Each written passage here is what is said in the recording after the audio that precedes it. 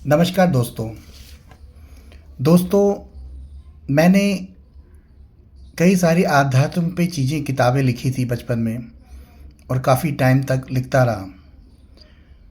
उनको कभी छपवा नहीं पाया, ये मैं हमेशा सोचता रहा। लेकिन आज यूट्यूब के माध्यम से मैं चाहता हूँ कि थोड़ी बहुत जो मैंने किताबें लिख पाया हूँ, वो आपके साथ साझा कर पाऊँ और आशा करता हूँ कि आप उसे पसंद करके मुझे प्रोत्साहित करेंगे और आगे लिखने के लिए भी प्रेरित करेंगे। तो नमस्कार, मैं शुरू करता हूँ आपका आशीष पांडे। कर्म और भाग्य के ऊपर एक कथन जो मैंने लिखा है, आपके सामने प्रस्तुत करता हूँ। कर्म और भाग्य का प्रतिशत जीवन में 60 और 40 का है, अर्थात 7% भाग्य और 40% कर्म होता है। भाग्य का पलड़ा हमेशा ही कर्म से भारी पड़ा है, क्योंकि कर्म मनुष्य की परिस्थितियों के अनुसार होता है। अर्थात जो व्यक्ति प्यासा होगा वही पानी पीने के लिए कुएं पर जाएगा। जिस व्यक्ति को प्यास ही ना हो तो वो क्यों जाएगा। हमारे कहने का तात्पर्य यह होता है कि कर्म भाग्य के सम्मुख सूक्ष्म है। कर्म प्रधान तो है ये मानव जीवन में, परंतु कर्म सर्वदा मनुष्य की मानसिक, शारीरिक, आर्थिक, भौगोलिक और आध्यात्मिक स्थितियों पर भी निर्भर रहता है। कई व्यक्ति ये प्रश्न करते हैं कि कर्म ही महान है, कर्म से व्यक्ति अपनी किस्मत बदल सकता है।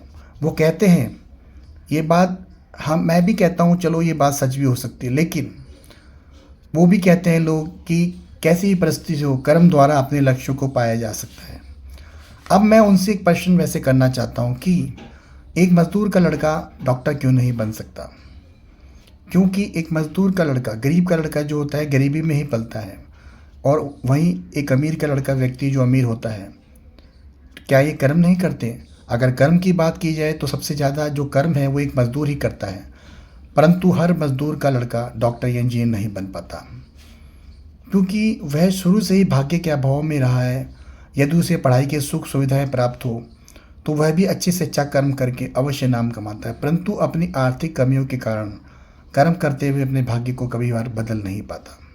दूसरी तरफ एक भाग्यशाली व्यक्ति का जीवन पूरा बदल जाता है, क्योंकि यदि व्यक्ति का भाग्य उसका साथ देता है तो व्यक्ति स्वयं ही कर्म पर कर्म करता चला जाता है। अर्थात मेरे कहने का यह तात्पर्य है कि भाग्य आदमी के कर्मों को बदल सकता है, लेकिन कर्म मनुष्य को, भाग्य को बदल सकते हैं। ये इस पर थोड़ी शंका है।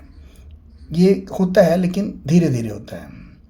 कहते हैं सामने रोटी पड़ी है, उसे उठाने के लिए व्यक्ति को कर्म करना पड़ेगा, परंतु सामने पड़ी रोटी व्यक्ति के भाग में होगी तभी उसे प्राप्त होगी, नहीं तो वह स्वयं उसे उठाकर छोड़ के, ठोकर मार के भी आगे जा सकता है। तो मैं ये मानता हूँ कि कर्म भाग्य में आपके अवसरों का पकड़ने का नाम ही है। अर्थात उचित समय पे उचित कर्म करके मनुष्य अपने भाग्य को बदलता है, परंतु उचित समय, ये अवसर जो है व्यक्ति के भाग्य से ही आते हैं। दरअसल कर्म और भाग्य का मानव जीवन में बहुत ही महत्व है।